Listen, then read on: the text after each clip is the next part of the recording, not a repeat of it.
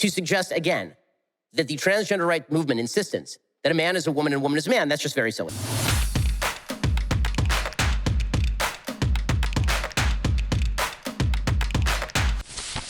This is why any reasonable person understands that having a man who identifies as a woman fight in MMA is a dangerous thing to do. That if you have a man who has developed throughout his entire teenage years as a man, and only now at age 23 is he taking estrogen, and his bone density has already been developed, and his musculature has already been developed, if he hits a woman, it is a dangerous thing. When Fallon Fox wanted to participate in MMA, that was dangerous. Women who participated in MMA against Fallon Fox said, I've never been hit like that before. Right, because men weren't hitting you before. The most extreme example of the idiocy of all of this is that apparently it is now sexist for you to be attracted to members of either the same sex or the opposite sex. Right? If you discriminate in your sexual life between members of the opposite sex and members of the same sex, this is because you are a sexist. There have been a bevy of articles recently at places like Huffington Post, repository for all stupidity on the internet, suggesting, I have some bad news, dudes.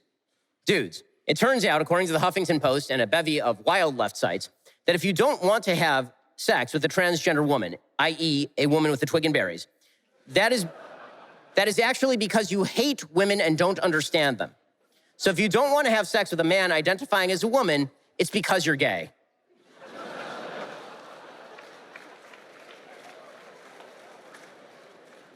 I got nothing. Nothing. Now look, gender identity disorder, gender dysphoria, it is indeed it's a disorder. It's a difficult, horrible disorder. We should treat everyone who has this disorder with an enormous amount of sympathy.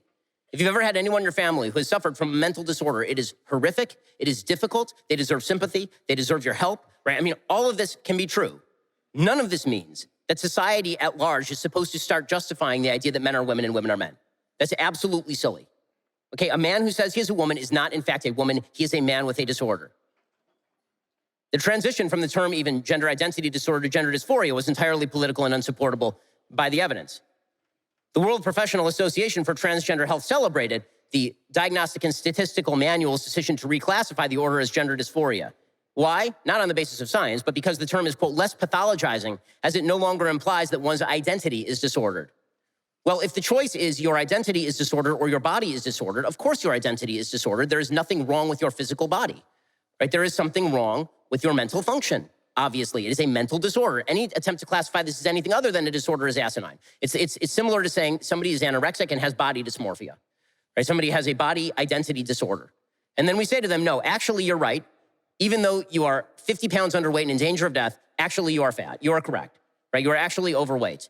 And that's not a disorder, that's a dysphoria, right? You're not doing the person any favors. Now, listen, I'm not even making any recommendations as to the proper treatment here. Apparently, there are not any wonderful treatments that are available for gender identity disorder, right? And if you're an adult and you wish to get surgeries that make you feel better about yourself, as a libertarian, I feel that should be legal.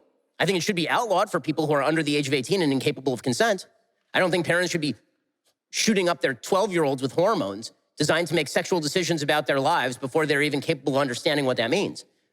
But to suggest, again, that the transgender right movement insistence that a man is a woman and a woman is a man, that's just very silly.